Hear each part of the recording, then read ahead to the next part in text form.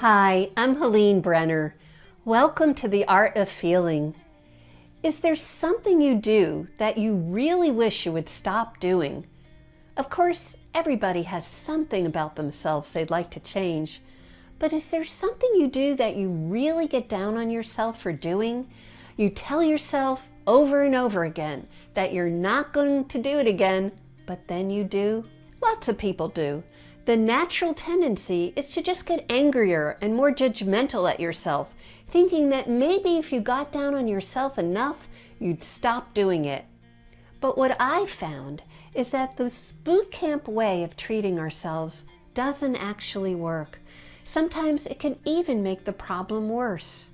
The reason is when we do something that we know we don't want to do, there's usually a big emotion that's behind it. That emotion is telling us that it needs to be heard and understood. It has a story it wants to share. The emotion doesn't go away by getting yelled at. We may not like the behavior we do when we get caught in those feelings, but the feelings themselves need and deserve compassion. I have found that change comes much more easily when we first listen to our own feelings with self-compassion. But how do you do this? Let me tell you about Dana. Dana had a secret shame.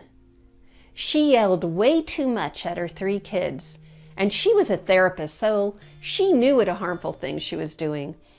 For 10 years, she resolved to control her temper, but she couldn't stop, and the guiltier she felt, the more she yelled.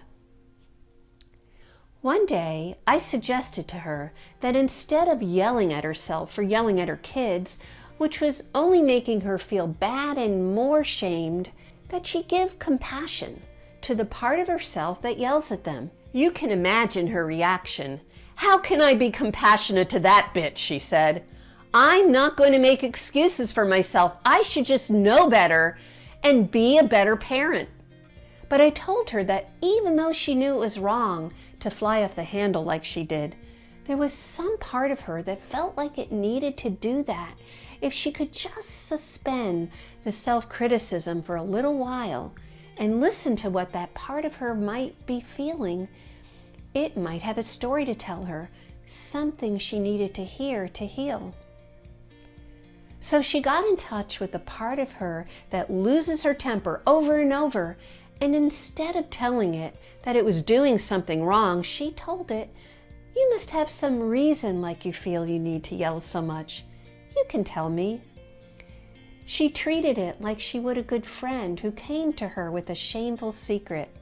Little by little, as she listened to herself inside, she heard it tell her about how much she'd been running on empty and how each child took her energy more and more. And then when her 3rd child was born with an abnormal gag reflex, she didn't get a good night's sleep for years. Realizing this made her feel better, and it made her feel compassionate to the yeller. It relaxed her a lot. She let out a breath and in a softer tone of voice said, "Now I see how I need to be kinder to myself when I start to get that mad inside and at them."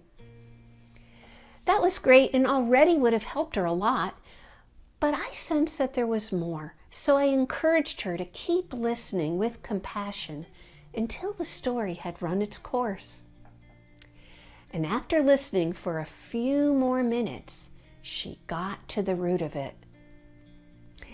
"It goes back to losing my mother," she said, and her eyes welled up with tears.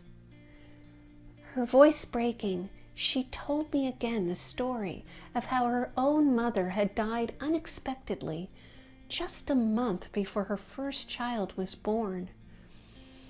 As she sat in front of me, she was in touch with this part of her that had been a young mother with a newborn baby, and that part was telling her how much she wanted and needed with every fiber of her being, her own mother there, helping and advising her and reassuring her that she was doing okay as a mother. And it felt so deprived and cheated out of having that. And that, Dana knew, was the source of her yelling. Dana had never connected her yelling with the loss of having her mother to guide her. Maybe she thought about it before, but she'd never made the connection emotionally. Giving compassion to the one who continually lost her temper and screamed allowed that inner connection to happen. Even more importantly, it changed her. Her kids noticed the difference immediately. They told her, "You're much nicer, Mom." Of course, she still got mad sometimes, but not as much. And when she did, she could calm down a lot more easily and soothe herself. The next time you find yourself doing something that you've told yourself over and over that you shouldn't do, instead of getting mad at yourself for your lack of self-control and giving yourself a lecture, see if you can tune into your body and get in touch with the part of you that does it and say to it something like, "You must have a good reason for wanting to do this. Tell me what it is. I want to know." And then listen to it without judging it for a few minutes, like you're listening to a friend who you know needs to open up.